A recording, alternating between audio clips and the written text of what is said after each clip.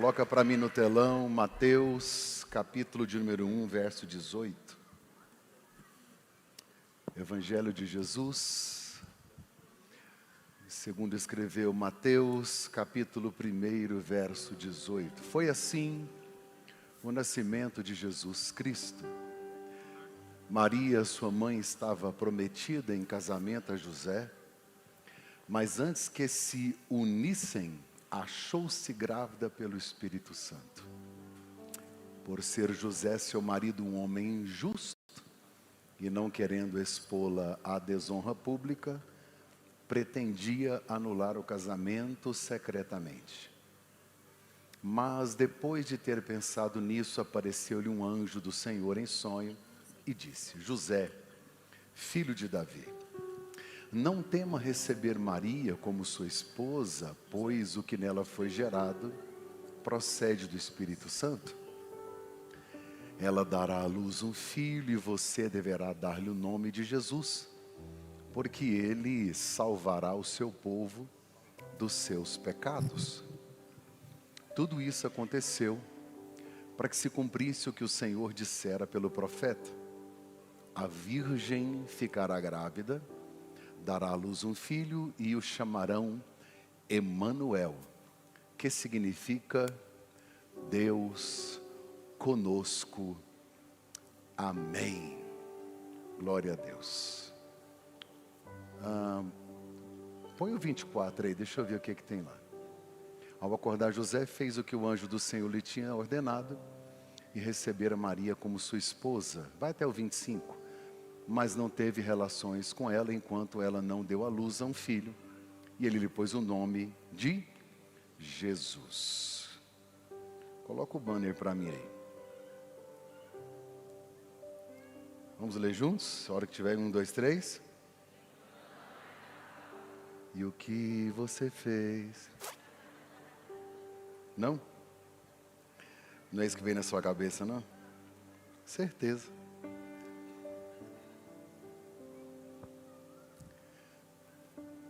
Quem aqui tem orgulho do lugar onde nasceu? Ah, tá. Às vezes eu pergunto a alguém assim: você nasceu onde? Ele fala, perto de. Ele não fala nem o nome. Eu nasci perto de Porangatu. Você nasceu aonde, irmão? Não, mano, não tem nem no mapa. Existem lugares que nem no mapa aparece, né? Às vezes a gente tem até vergonha de dizer. Você nasceu aonde? Perto de. O irmão falou para mim, Nova York. Eu falei, irmão, você nasceu em Nova York? Você tem a cabeça meio chata assim? Não, é lá no Maranhão. Tem uma cidade que chama Nova York. E não é que tem mesmo? Tem uma cidade lá que chama Nova York. Lá no Maranhão. Então, se você pudesse escolher o lugar que você nasceria, se você pudesse escolher, você escolheria o mesmo lugar que você nasceu? Sim ou não? Sim? Tem gente aqui que fez assim. Não, escolheria outro lugar. Eu vou mais além. Se você pudesse escolher a família, você escolheria essa?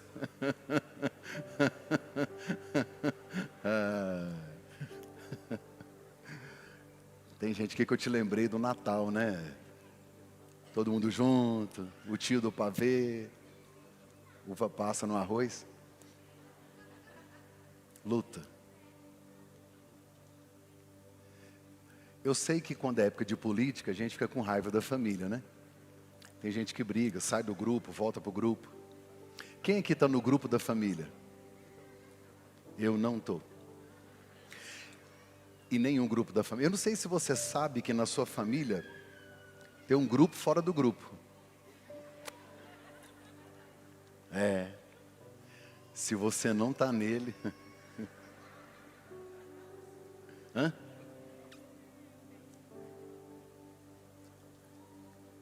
Eu já tive no grupo da família, eu tive que sair, porque a pessoa falou um assunto lá, e aí eu dei um print.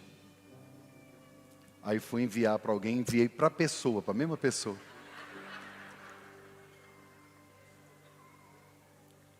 Uai, o que aconteceu, Mac? Aí eu falei, não, é só para você refletir o que você falou. Se você pudesse escolher o lugar que você nasceu, a família que você nasceu, será que você escolheria a mesma família? É interessante que nós temos a possibilidade de escolher os nossos amigos, nós temos a possibilidade de escolher o nosso pastor, a igreja a qual nós frequentamos, nossos relacionamentos. A gente tem possibilidade de escolher aonde nós vamos morar, a casa que vamos comprar, a profissão que vamos seguir. Mas tem uma coisa que foi Deus quem escolheu para você, sua família e o lugar onde você nasceria. Eu costumo dizer que as escolhas de Deus são sempre perfeitas. Apesar dos pesares, Deus sabe o que faz. Agora imagine a decisão de Deus de não escolher a sua família, mas escolher a dele. Deus olha do céu para a terra e Ele precisa escolher uma cidade, um lugar, uma casa, uma pessoa, uma família, que vai executar o projeto mais ousado de todos os tempos. Ele precisa escolher um casal que vai fazer a diferença e que vai marcar a história da humanidade. Aí Deus olha do céu e não escolhe Jerusalém. Jerusalém era a cidade principal de Israel. Nós sabemos que por causa de Abraão, Israel é a cidade, é o país, é a nação escolhida. Porém, Deus não escolheu Jerusalém. O templo está em Jerusalém. Jerusalém seria a cidade ideal para que nascesse um grande rei. Jerusalém é o centro das atenções. Deus poderia ter escolhido Roma, porque Roma é a capital do império. Aliás, Deus não escolheu cidade, Deus escolheu uma aldeia. Deus escolheu uma vila tão pequena e tão insignificante, que quando descobriram que Jesus era de Nazaré, a frase é esta: poderia vir alguma coisa boa de Nazaré? Uma aldeia tão insignificante, uma aldeia tão medíocre para a época, que havia poucas pessoas. Deus olha do céu e precisa escolher uma mulher. Não tem como eu dizer que Maria é uma mulher comum, não posso. Ela não era uma menina como as outras meninas. Alguma coisa Deus encontrou nela. Alguma coisa genuína e diferente Deus encontrou nela. A própria Bíblia vai me dizer que ela é bem-aventurada. Bendito é o fruto do ventre da Virgem Maria. Ela não é uma menina como as outras meninas. Ela é diferente. Alguma coisa nela de extraordinário chamou a atenção em Deus. E não é o fato da família dela, como ensinam algumas religiões. A Bíblia nem fala da família dela, só da família de José. E aonde a Bíblia não tem voz, eu me calo. Maria foi a escolhida por Deus. Eu fico pensando, por que Deus escolhe Maria? Se você for estudar desde a visita do anjo a Maria, até ela estar aos pés da cruz de Jesus, você vai perceber o porquê que Deus a escolheu. Ela deve ter mais ou menos 13, 14 anos de idade quando o anjo a visita. Porque ela está desposada, ela está esperando o dia do seu casamento. Maria é uma menina que se tornou mulher, porque no Oriente não tem adolescente. Aqui tem adolescente, criamos a adolescência. Lá tem criança e mulher, lá tem menino e tem homem, não existe adolescente. Um menino, lá em Israel, aos 13 anos, ele passa por um processo, um cerimonial chamado Bar Mitzvah. Quando ele completa 13, ele se torna macho, homem. Com 14 anos de idade, ele vai para o exército. Com 16, ele anda com um fuzil pendurado na rua. Com 16, ele é guerreiro. treinado. Um garoto de 16 anos no Brasil,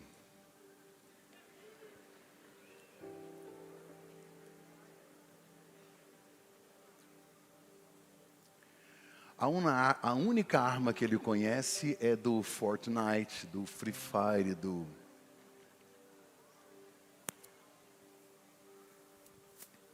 Uma menina, principalmente na época dos tempos bíblicos, quando ela vinha a sua primeira menstruação, ela se tornava uma mulher. Os pais já entravam em acordo para que ela pudesse casar. Eu vou te contar algo que a Bíblia não diz, mas é cultura, e aí eu posso tranquilamente falar, porque eu não subo aqui sem estudar. Então vamos lá. Maria está guardando um perfume para o dia do seu casamento.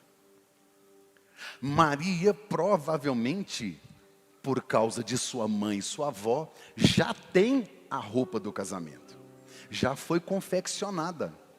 Ela já está desposada, ela já tem um contrato, já houve um pagamento de um dote, ela já é de José. Eles não moram juntos, não dormem juntos, o casamento não aconteceu, mas não é igual o noivado nosso, vamos ver no que dá. Não, já deu. Ela já é de José. Ela, como toda menina da sua idade, tem uma expectativa do dia do casamento. A mente dela já está imaginando como serão os próximos passos.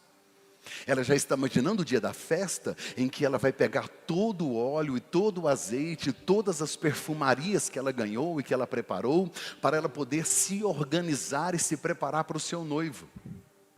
Ela está imaginando o dia em que seu noivo vai sair da casa dele com os amigos, numa peregrinação noturna, todos cantando, tocando, gritando, celebrando, há instrumentos, há tochas, até chegar na casa de Maria, e ela está com as suas amigas, todas prontas, adornadas, com enfeites, com adornos. Os dois vão se encontrar, e aí vai aquela festa no meio das ruas, e todo mundo celebrando, a cidade inteira para.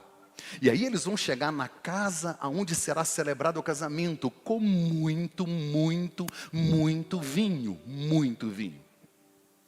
O texto sagrado chega a me dizer que se numa festa acaba o vinho, era vergonha para a família. São 7 dias de festa. E enquanto Maria está desposada com José, ele está esperando e ela também, a Bíblia vai me revelar que o homem, ele iria preparar um lugar para receber essa noiva. Ele vai construir a casa com as próprias mãos. Jesus, como nosso noivo, ele chegou a dizer um dia: eu estou indo para o Pai e vou preparar-vos lugar. Então ele está com toda uma expectativa. Maria tem um sonho, como toda menina da sua época, em ser mãe, constituir uma família. De repente aparece um anjo lá na casa dela. Eu não consigo imaginar um anjo de 1,5 metro. Desculpa quem é pequeno, mas eu não consigo. Você consegue imaginar um anjo chegando 1,5 metro, magro, falando assim: Paz do Senhor? Eu não consigo. A minha mente não processa um anjo assim. Toda vez que fala que um anjo, você não fica pensando num anjão, um negócio grande, os bração assim, ó. Ele, e aí? Eu não consigo imaginar um anjo diferente. Eu fico imaginando ele grandão, lindo, gostoso, todo. Que esse cara aqui, peito de pombo. Eu fico imaginando um anjão. Se você olhar no Antigo Testamento, a maioria dos anjos, ou quase que 90% deles, apareceram para homens, para os patriarcas. Dessa vez é diferente, ela aparece para uma garota. Agora imagine comigo que ela está em casa e do nada um anjão. Oi? Eu já tinha dado um AVC. Presta atenção, por que Deus escolheu Maria? Ela é uma adolescente cheia de expectativas. O anjo disse: você vai gerar. Ela chorou? Sim ou não? Não. Ela desesperou? Também não. Ela xingou o anjo? Também não. Sabe o que ela disse para o anjo? Não, tá certo. Você só vai ter que me explicar como. Aí o anjo diz, você vai receber a virtude do Espírito Santo, descerá sobre ti, ele te cobrirá e tal. Ela disse, ainda não entendi, como é que isso vai acontecer? Você tem noção de que uma garota está confrontando o anjo, ela não está duvidando, ela quer saber como. Gosta de Maria, ela não é normal. Ela já aparece na Bíblia fazendo perguntas. Aos 12 anos, como é que Jesus aparece na Bíblia? Lá no templo, fazendo perguntas. Com quem que ele aprendeu isso? Com quem será? Filho de peixe é peixinho. Maria faz perguntas para o anjo. Mas que jeito? Se eu não posso? E no texto em que o anjo a visita, é muito claro, dizendo pelo menos 3 vezes, sou virgem. Ele aparece para a virgem. E dizer que Maria é virgem, ou falar Virgem Maria, é uma frase bíblica. Nós é que tornamos ela religiosa. E aí, como cristão e a gente que é protestante, a gente não fala mais Virgem Maria, a gente só fala só Maria. Mas quem fala Virgem Maria está certo, está na Bíblia, a Virgem Maria. A gente falava Virgem Maria, depois a gente passou a falar assim, Virgem, agora a gente fala Vixe, que é a mesma coisa. Antigamente a gente falava Nossa Senhora Aparecida, não é? Nossa Senhora da Abadia. Depois a gente passou a falar Nossa Senhora. Depois a gente passou a falar Nossa. E agora? Nó.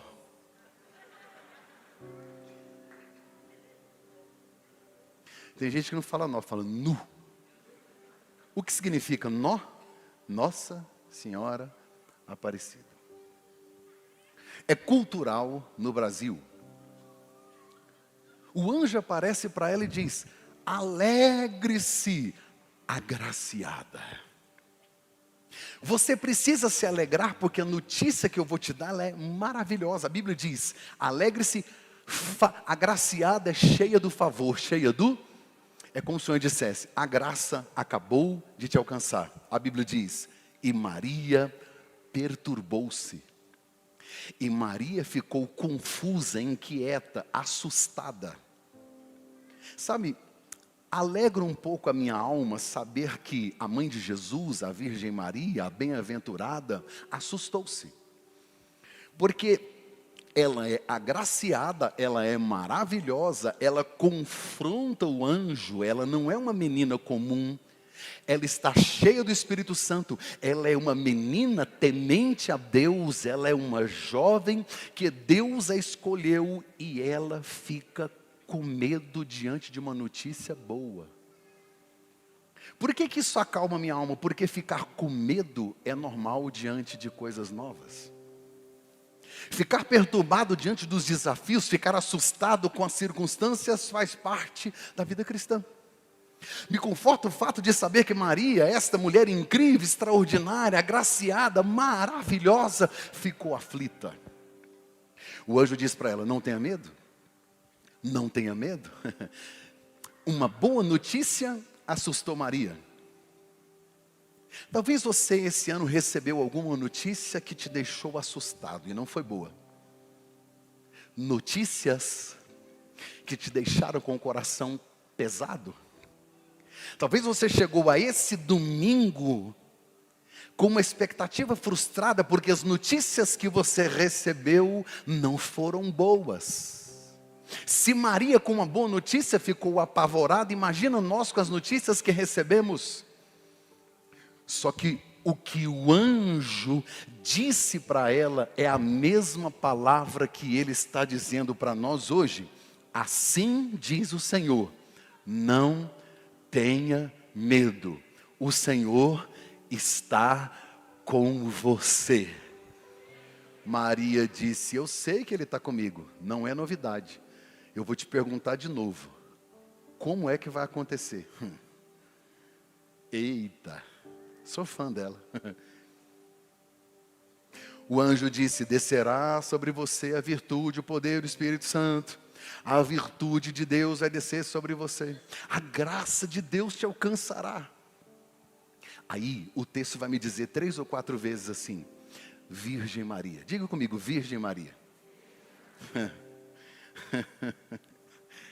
Ai, ai, ai. O texto fica falando. Por quê?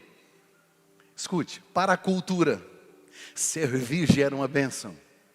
Para a religião, ser virgem era uma exigência. Para José, receber Maria virgem era honra para toda a família. Então percebe que ser virgem era uma bênção.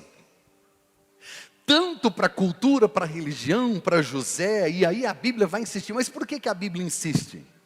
Porque a promessa do anjo é: você vai chorar. Só que, para que essa promessa se cumpra, a virgindade de Maria é um impedimento. Como que Deus vai cumprir uma promessa? Ela disse: como que isso vai acontecer se eu não posso? Eu não conheço o homem, eu não estive com o homem, eu não estou com José. Então, para Maria, o que era a bênção, de acordo com essa promessa agora, se torna um impedimento. Ser virgem torna impossível o cumprimento da promessa. Ser virgem, então, vai tornar impossível a gestação. Parece loucura, por isso ela está confusa. Ela tem uma promessa e tem um impedimento. Grava o que eu vou te dizer. Chegará um dia em que seu maior impedimento vai se tornar o seu maior testemunho.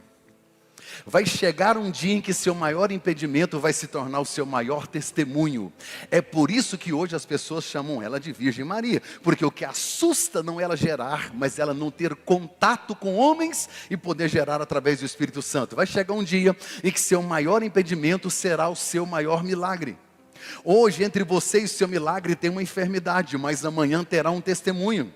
Hoje entre você e o seu milagre tem um divórcio, mas amanhã vai ter uma família restaurada.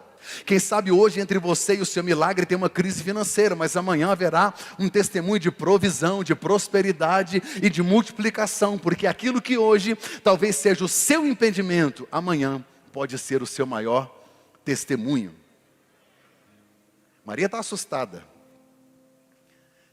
O anjo diz assim: e o nome do menino será o quê? O nome do menino será o quê? Diga esse nome é tão lindo. O nome do menino será Jesus.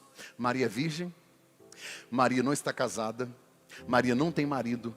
Maria está assustada. Ela está tentando entender as coisas que vão acontecer, mas o milagre dela já tem nome.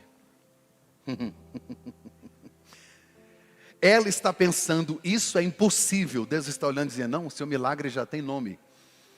O seu milagre já tem nome, porque Deus começa a escrever do fim para o começo. Enquanto você está preocupado como é que vai acontecer, seu milagre já tem nome, já tem destino, já tem propósito. Deus já decidiu lá no céu. É você que não sabia, mas Deus já sabia, Ele já realizou. Deus começa a escrever do fim para o começo. Maria está em dúvidas. O anjo disse: eu vou te contar um testemunho, para alegrar sua alma, Maria, para acalmar seu coração. Lembra a sua prima Isabel? Eu preciso te contar uma novidade. Mulher gosta de babado. Ela disse: será que é por isso que ela saiu do grupo da família? O que aconteceu? Maria, sua prima, além de estéril, é velha. Quer saber de uma coisa? Está grávida de 6 meses. Gente, como? Porque se ela é velha, o marido também é? Então é muito milagre envolvido. Ela é estéril, velho. O marido velho, né? Engravidou, né? O marido velho. É muito milagre. Tudo junto num pacote só. Maria disse: ela está grávida. Sim. O que eu acho interessante é que o texto diz assim: Isabel, sua prima, reconhecida pela sua esterilidade, a chamada estéril. O anjo está dizendo: chamam ela de estéril. A marca dela, o estigma dela é: não pode gerar. Está todo mundo dizendo que não, ninguém sabe. mas ela já está gerando. O anjo disse: por que você não vai fazer uma visita para ela e ver de perto o milagre? Aí o anjo encerra dizendo assim: porque para Deus nada é impossível.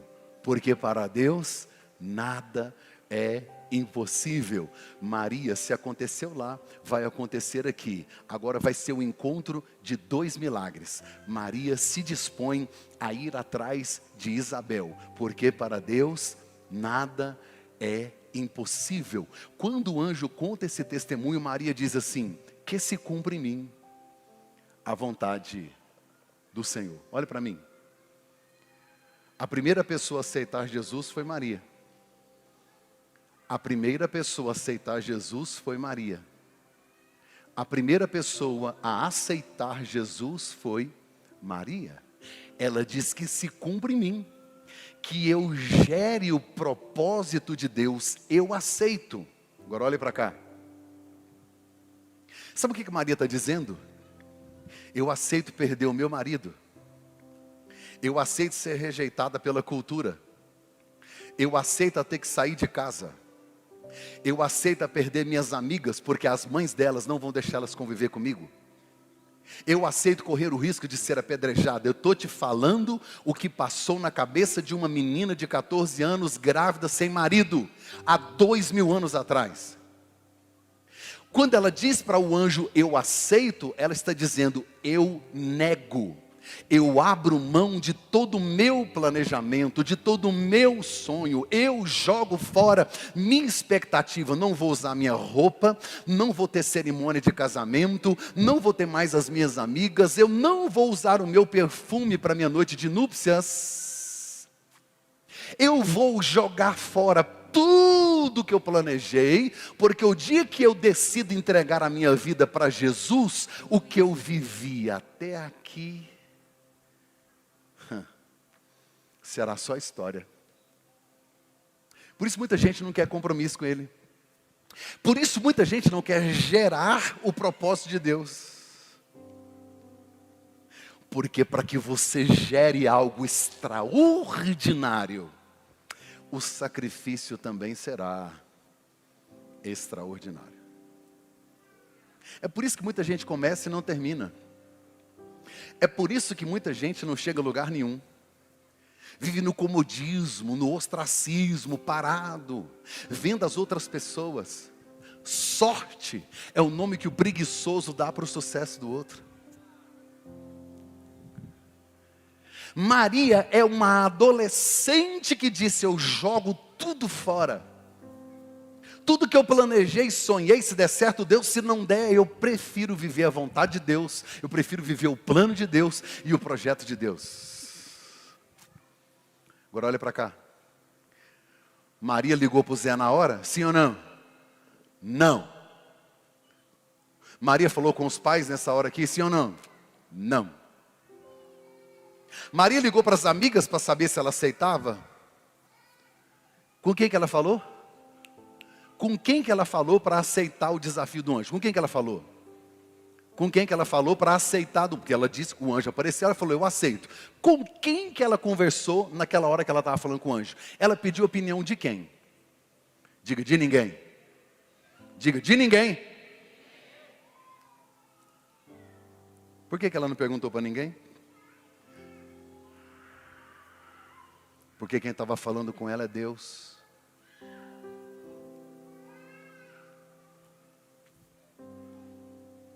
O que eu mais vejo na minha geração é gente escrava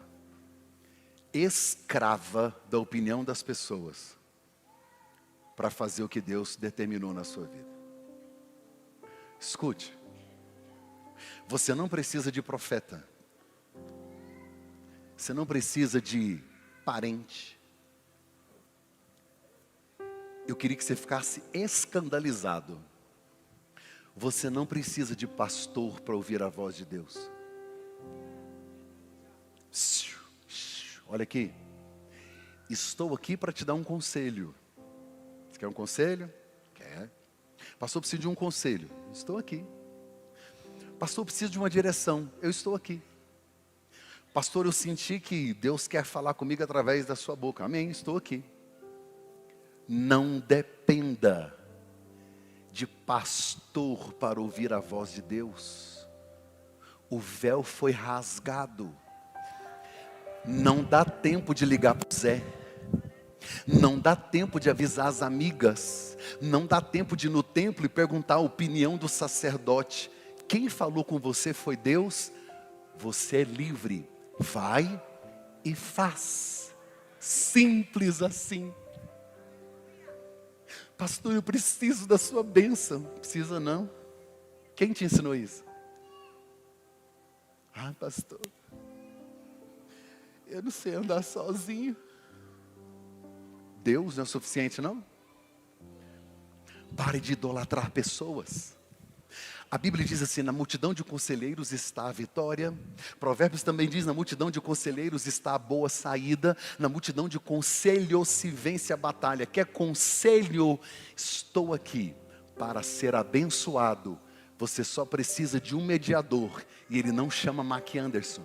Ele chama Jesus.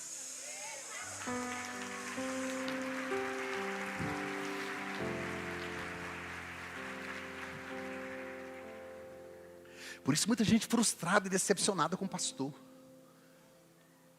Porque tipo, coloca na vitrine.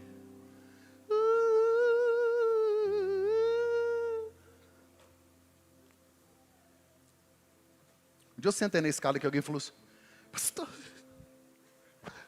que absurdo, pastor, o senhor não pode sentar aí. Eu falei, por que não?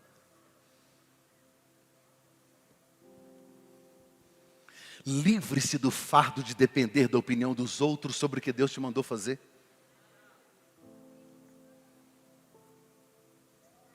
Tem gente que procura a aprovação de todo mundo. Maria ouviu a voz, é por isso que ela é diferente. O anjo disse, a parada é o seguinte, você vai gerar do Espírito Santo, é um negócio extraordinário, foi Deus que me mandou. Ela está ouvindo Deus falar, falou, então, beleza, estamos juntos, estamos dentro, vamos topar. O que aconteceu, estou pronta para o que der e vier. Escute, ouça a voz de Deus, obedeça a voz de Deus, Ele pode falar diretamente com você. Você não precisa depender de um guru, de profeta, de gente, meu Deus do céu, fale com o seu pai. O pai vai falar com você, entra no quarto, fecha a porta, ouça a voz de Deus a respeito da direção que Ele quer te dar. Maria não fala com ninguém, arruma as malas e vai para Jerusalém. Ela vai andar na Judéia, grávida, acabou de ser engravidada pelo Espírito Santo. A Bíblia diz que ela dirigiu-se apressadamente até a casa de Isabel. Isabel é prima dela, Isabel está grávida de 6 meses. Quantos meses? Eu queria que as irmãs sempre me ajudassem falando em meses. Todas as vezes que eu perguntar.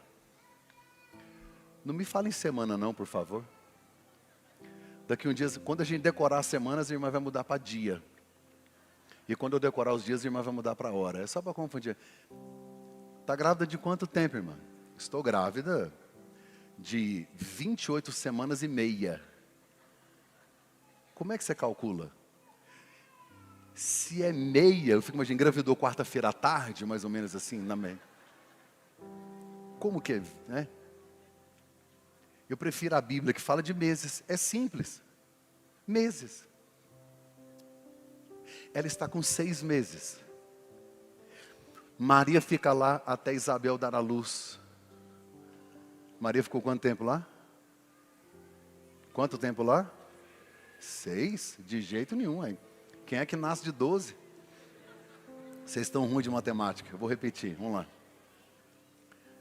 Isabel estava grávida de 6 meses. Maria ficou lá até Isabel dar à luz. Maria ficou lá quanto tempo? 3 meses.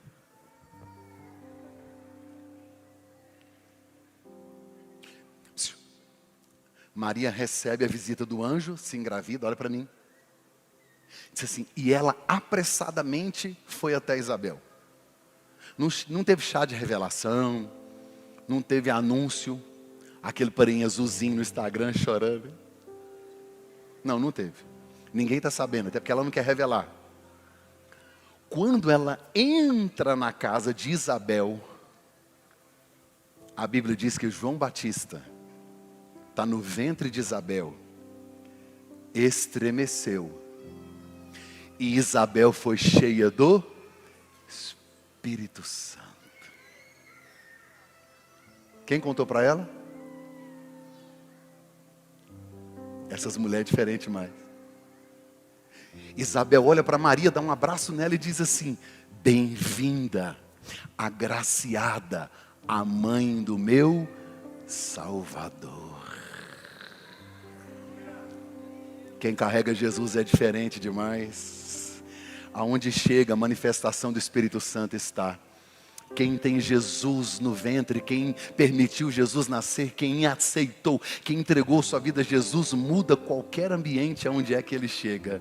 Onde ele chega, o ambiente é completamente transformado. A Bíblia diz que Isabel recebeu Maria com alegria, dizendo: fica comigo. Agora olhe para mim. Isabel mais velha, Maria mais jovem. Isabel engravidou primeiro, Maria engravidou depois. Agora, quem é que está gerando algo maior?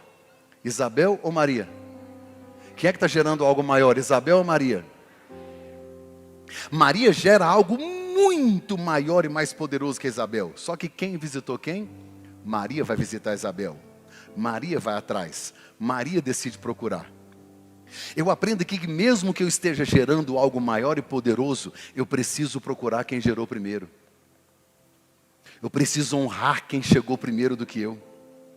Você precisa ouvir quem gerou antes de você. Se você não ouve, não é ensinável, você se acha o dono porque está gerando algo maior, você não entendeu nada, você não está gerando nada. Você precisa procurar pessoas que geraram primeiro aquilo que você está gerando, mesmo que o que você esteja gerando seja maior. Isabel ficou cheia do Espírito Santo e disse: que alegria eu receber a mãe do meu Salvador, que alegria te receber na minha casa. Isabel vai viver uma experiência muito maior do que apenas uma gestação. 3 meses, olha para mim. Eu queria que a Bíblia tivesse registrado a conversa das duas esses 3 meses. O que elas falavam, hein? Uma gera Jesus, a outra João Batista. Meu Deus, esse assunto deve ser muito forte. Imagina o Espírito Santo visitava aquela presença, aquela coisa gloriosa, e elas conversando. A única coisa que eu sei que elas não faziam era falar mal de ninguém.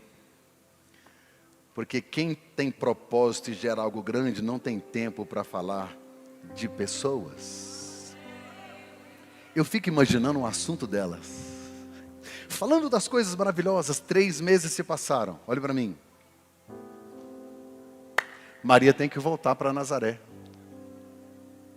Porque até agora ela não encontrou o Zé, né? Não dá para esconder mais. Ela volta para casa, manda um WhatsApp para o Zé, se te ver. O José chega todo empolgado. Ó, fiz o planejamento, a nossa casa está quase pronta, ele vai conversando. Maria, eu preciso te contar um negócio. José, não, porque é o seguinte, nós vamos e tal. Zé, você viu que eu sumi, eu estava viajando, eu fiquei 3 meses fora. E eu voltei grávida.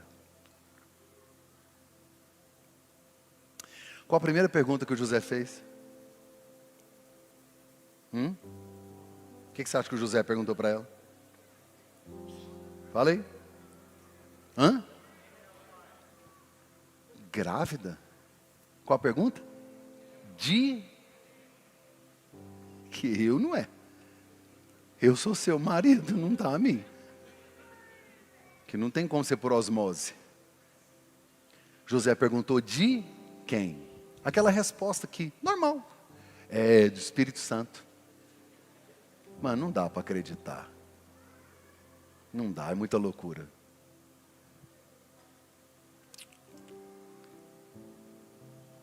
Vou te explicar por que Deus escolheu José.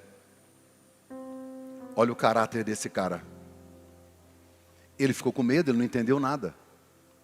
Ele só sabe de uma coisa: se ele fica com ela, ele teria que falar que não é dele. Ela é uma adúltera. Ela seria apedrejada. O que José fez? Vou fugir.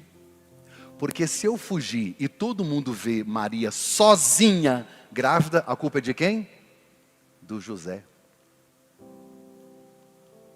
Ele entendeu o propósito de um homem. Homem nasceu para ser sacrificado. Homem nasceu para proteger. Não interessa o que aconteceu com ela, interessa que eu preciso me posicionar. Se alguém tiver que pagar a pena, sou eu. Aí você olha e fala, por que será que Deus escolheu esse casal? Por quê? Lembra quando Jesus se perde? Eles perderam Jesus, aliás, e Jesus estava no templo? Você leu no texto se Maria estava brigando com José, José com Maria? Não, os dois reuniram para resolver o problema. Eu e seu pai estávamos preocupados. Procurando, nós dois procurando. Ninguém estava discutindo, brigando de quem é a culpa. Procurando, juntos, reunidos, tentando, procurando. Está tudo no plural. Aí você olha para a Bíblia Sagrada e começa a perceber o porquê da escolha. Ou você está achando que Deus ia dar o filho dele para qualquer homem criar? Olha a integridade, a maneira como Jesus responde, como ele se porta. A hombridade de Jesus é referência para todos nós. E Deus do céu olhou para José e disse, esse cara serve para ser o pai do meu filho. Se Deus, eu vou falar um negócio aqui. Se Deus hoje fosse escolher um pai, Ele escolheria você? Solomon de Manhattan.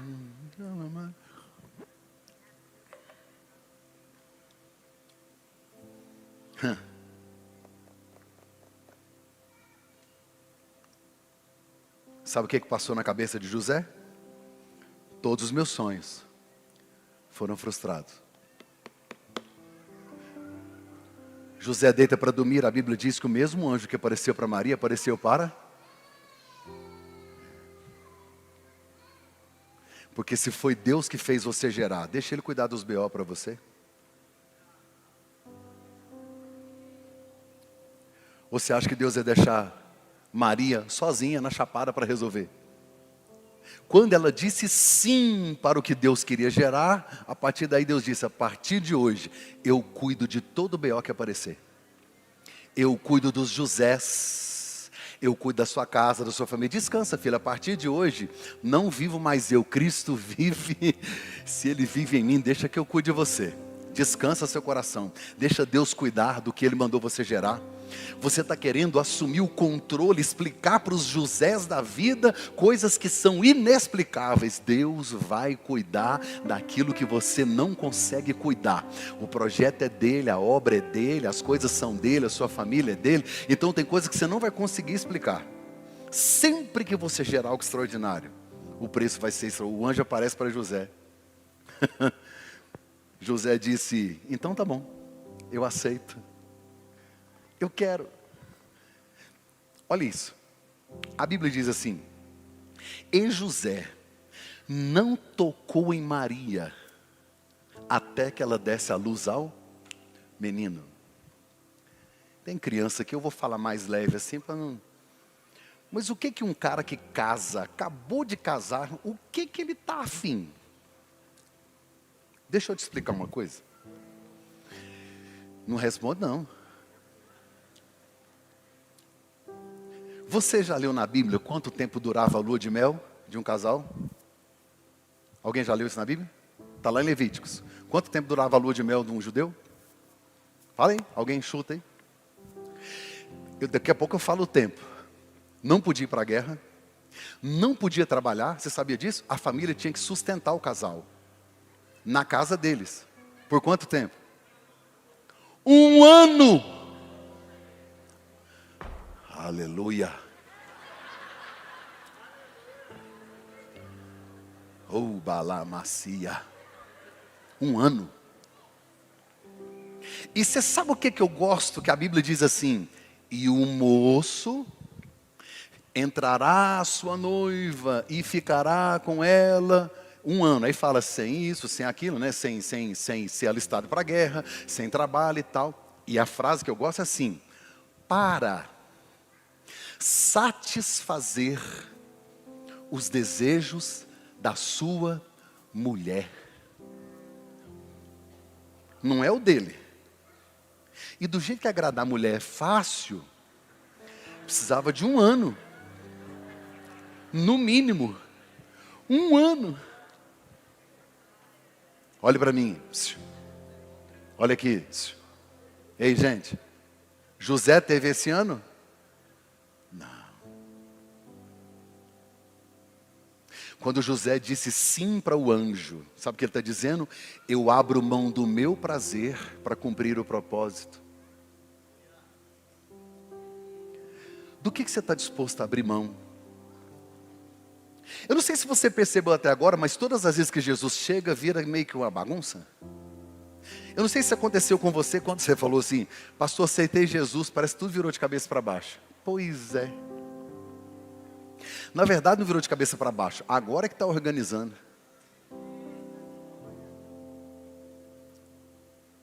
José abriu mão do seu próprio prazer para poder gerar. E aqui eu encerro. A Bíblia diz que chegou uma ordem do imperador romano para que os homens, cada homem voltasse à sua cidade de origem para poder fazer a contagem. José de Belém. E não é à toa que ele vai a Belém, mas o profeta disse, tu Belém Efrata, de ti nascerá o Salvador. Para que se cumpra a promessa, só que José não pode ir sozinho. Como que ele deixou a mulher grávida? E aí ela já está com 9 meses. Olha que absurdo, ele vai pegar uma menina grávida de 9 meses, colocar no lombo de um jumento e atravessar o deserto da Judeia. Que loucura, ela não quer ir nessa viagem. Mas vai. Ah, vai. Quando chega em Belém, a cidade está cheia, porque todos os homens de Belém estavam lá para poder fazer a contagem, o recenseamento. Aí você já sabe da história, não havia lugar para ele, nenhuma hospedagem, mas era cultura daquela época, um cômodo da casa era reservado aos animais. Colocaram Jesus numa manjedoura, e ali ele nasceu. Por que Jesus nasceu numa manjedoura? Por que o filho de Davi não tem lugar na cidade de Davi? Por que o pão da vida não tem lugar na casa do pão? O texto diz que, em Lucas 2, que milhares de anjos apareceram aos pastores que estavam em Belém. E disse para eles, não temais, porque vos trago novas de grande alegria para todo o povo. Hoje na cidade de Davi nasceu o Salvador, que é Cristo. Os céus de Belém cobriram de anjos, uma música coou, glória a Deus nas maiores alturas, paz na terra entre os homens, a quem Ele ama. Você sabia que pastor de ovelha era a profissão mais desprezada daquela época? Era o menor salário. Se Jesus nasce num palácio, você acha que o pastor entrava lá? Mas ele nasceu num lugar tão simples, tão simples, tão simples, tão simples, que os caras sujos de ovelha, fedendo ovelha, veio do campo e não se envergonharam. Porque o maior de todos os reis não estava num trono, estava numa manjedoura. Só que alguns homens ricos também vieram. A Bíblia diz que apareceu uma estrela para magos do Oriente. Diga magos. Diga magos. Agora para me ajudar, diga assim, não são 3. Diga assim, não são reis. Vamos dizer de novo? Não são 3. Não são reis. Vamos dizer de novo? Não são 3 e não são reis. Eles tinham 3 presentes. Ok? Quantos presentes? Mas eram quantos magos? A Bíblia não diz. Pode ser 500 magos com 3 presentes. Como pode ser 2 magos com 3 presentes. Onde é que você leu que era 3? Não, você não leu. O Brasil não foi discipulado, foi catequizado. E aí, quando você vê algo diferente disso, inclusive deram até nome para eles. E está uma modinha aí agora em uma religião dizendo assim, não, a igreja é mais importante que a Bíblia. Ai, obrigado Martim Lutero. Sou grato a Deus pela vida dele. Se a Bíblia não diz, eu não falo. Foi maravilhoso Jesus nascer num lugar simples, porque os pastores entraram e os magos também. Quando Deus coloca Jesus numa manjedoura, Ele está dizendo, qualquer um pode ter acesso. Os que vieram do Oriente ou do Ocidente, os pobres, os ricos, não interessa. Todos terão acesso. Aí eles vêm. Aí sim, aí tem presentes. O ouro, porque Jesus é o rei. Incenso, porque ele é sacerdote e o incenso era utilizado pelo sacerdote. Mirra, que é o óleo da unção utilizado pelo profeta. Eles estão declarando, ele é rei, ele é sacerdote, ele é profeta, só que a mirra também foi usada no dia do sepultamento. Quando o cara entrega mirra, ele está dizendo, esse menino nasceu para morrer. Quando eles encontraram com Herodes, presta atenção, eles seguiram a estrela. Jesus nasceu aonde? Onde ele nasceu? Só para me ajudar aí. Tem gente que não sabe, né? Só para lembrar que é em Belém da Judeia, não é em Belém do Pará. Jesus nem sabe o que é açaí. Então, eu vou tomar o tacacá. Ele não nasceu em Belém do Pará. Ele nasceu em Belém da Judeia. A estrela levou os magos para onde? Quem sabe? Para Herodes. Herodes morava onde? Diga comigo, Jerusalém. Jesus nasceu em Belém. A estrela levou os magos para Jerusalém. Não é estranho, não? Se Jesus está em Belém, por que a estrela levou para Jerusalém? Eles chegaram diante de Herodes e disse, Herodes, onde é que está o rei? Ele falou, eu sou o rei. Não, nasceu um novo rei. Herodes surtou, ficou endemoniado, possesso. O diabo ficou endemoniado. Virou aquela confusão, falou, não, eu tenho que matar esses meninos. Manda matar os meninos, manda matar tudo e tal. E aí ele falou assim, meu Deus, onde é que é? E tal. Eu falei, eu não sei. Grave isso. Herodes mandou trazer a palavra. O escriba veio, abriu e disse, está escrito, é em Belém. A bússola, o GPS, o Waze. Sabe por que eles encontraram Jesus? Porque eles passaram primeiro pela palavra. Tem muita gente querendo encontrar Jesus nas experiências da vida. Você só vai chegar até Ele através da palavra. Aí eles foram, entregaram os presentes. Herodes disse, quando vocês voltarem, me avisam onde é que está o menino, que eu quero ir adorá-lo. Safado. A Bíblia diz, e os magos voltaram por outro caminho. Diga comigo, outro caminho. Porque quem encontra Jesus não consegue mais andar no mesmo caminho. Tem que mudar de direção. Tem que mudar de direção. Quando Jesus completa o seu 8º dia, é levado ao templo para ser circuncidado. Quando Maria chega, entrega na mão de Simeão, um velhinho, que estava na escala daquele dia como sacerdote. Simeão levanta Jesus e disse, Senhor, pode recolher o teu servo, porque hoje eu vi a tua salvação. Não tem como encontrar com ele e não receber a revelação de quem ele é.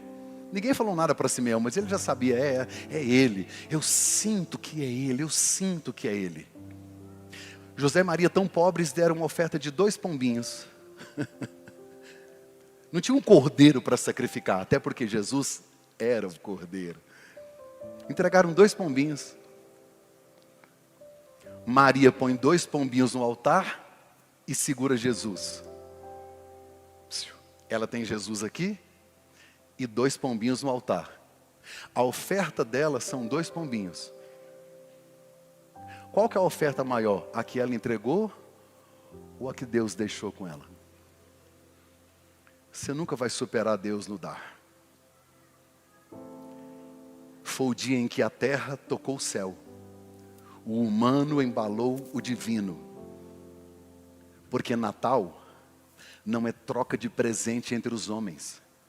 Natal é a entrega do maior presente de Deus aos homens. Natal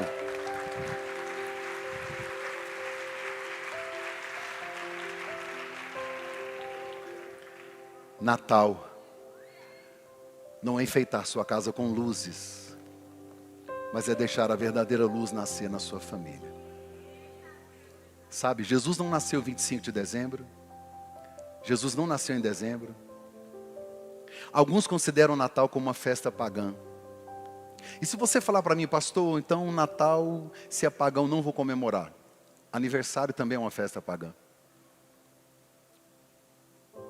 Só que você precisa aproveitar o dia do seu aniversário para juntar as pessoas e fazer um culto de ação de graças e dizer que você está vivo por causa do Deus que você serve. Você precisa aproveitar a data de Natal, que é uma data de comércio. E ao invés de se desesperar porque não ganhou o presente, que revela a sua imaturidade cristã. Ai, o pastor não me mandou uma mensagem de Natal. Eu não mandei nem para minha esposa, ela não ganhou presente. E nem vai ganhar. Talvez terça-feira eu dou um outro presente para ela, que não seja de Natal. Pastor, eu gosto de dar presente de Natal. Dê presente de Natal? Não gosto, não dê também. Eu só queria que seu coração não tivesse nisso. A gente precisa desconstruir o fato de que os extremos são perigosos. Todo excesso esconde uma falta. Gente que não comemora, gente que não aceita, gente que briga porque é Natal. E outras pessoas que se apegam tanto à parte comercial, que se esquecem que o verdadeiro sentido é que ele nasceu. E não interessa o mês, importa que ele nasceu. E se está todo mundo comemorando agora, eu preciso chegar lá e dizer, essa festa existe porque ele nasceu. Lá na Europa eu morei 3 anos, o Natal lá não tem Jesus. No Japão, o Natal não tem Jesus. Já criaram o Natal sem Jesus. O meu medo não é comemorar o Natal, mas é celebrar ele sem o aniversariante. Sabe? Para terminar, Maria aceita, José entende, os pastores celebram, os magos adoram, Herodes odeia, os escribas são indiferentes. Essas são as reações de todos diante de Jesus. Maria aceita, José entende, os pastores celebram, os magos adoram, Herodes odeia e persegue, os escribas são indiferentes. E eu, Mac Anderson, qual será a minha reação diante do nascimento do Salvador? Deixa eu te fazer uma pergunta. Qual a festa mais importante para o cristão? Qual a festa mais importante para o cristão? A Páscoa. A Páscoa. Porque o que te deu a vida eterna não é Jesus nascer, é a morte e a ressurreição. É por isso que eu não enfatizo a manjedoura, mas a cruz. Porque a manjedoura é um objeto de receber. A cruz é de entrega. Sabe, quando você for reunir com a sua família, se você for celebrar o Natal, não fale da manjedoura, fale da cruz. Fale do propósito. Fale do que realmente é importante você falar. Ao invés de você ficar choramingando porque você deu um panetone da Cacau Show, da Mariana Perdomo, e ganhou uma caixa de bis. Porque isso vai acontecer. Isso é tão irrelevante, é tão insignificante, é tão pequeno, é tão medíocre, é tão banal, é tão imaturo, é tão anticristão.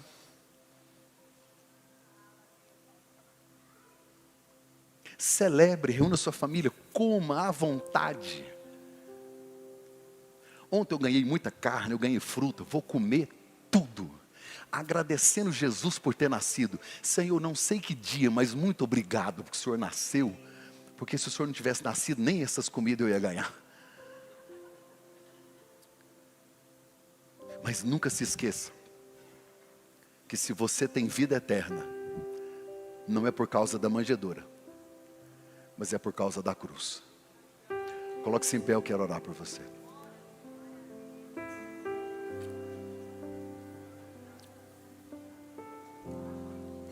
Um menino nos nasceu, um filho se nos deu,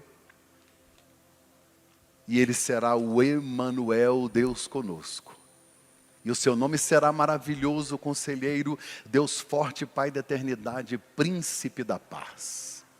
Yeshua Hamashia, Yeshua, Jeová, é a nossa salvação. Sabe o que me dói? É o encantamento que as pessoas têm pelo menino Jesus. Ficam todos falando menino Jesus, menino Jesus, menino Jesus. Quem morreu por você não foi um menino, foi um homem.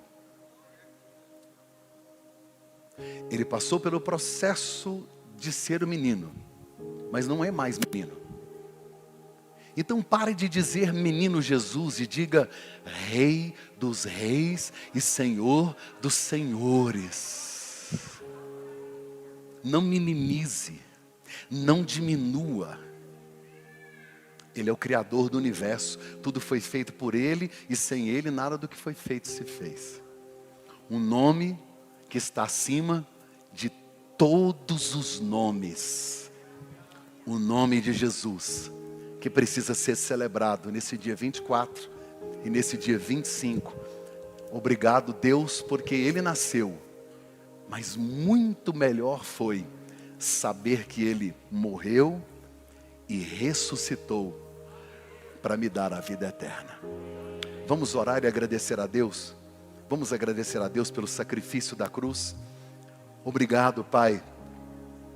Obrigado por não ter esquecido de nós. Obrigado por não ter nos abandonado. Obrigado por não ter, ó Deus, jogado fora a sua criatura e ter feito de nós filhos através de Jesus, o nosso Senhor e Salvador. Pai, que nesta manhã o Senhor tire os nossos olhos da manjedoura e coloque os nossos olhos na cruz. Ó Deus, que nesse dia nós consigamos olhar para a cruz e entender que ali, sim, o sacrifício foi feito, está consumado. Olhar para o túmulo vazio e saber que a morte foi tragada pela vitória. E saber que nós também somos vencedores. Somos vencedores. Somos vencedores. Por esse nome que é acima de todos os nomes. Há um nome de Jesus.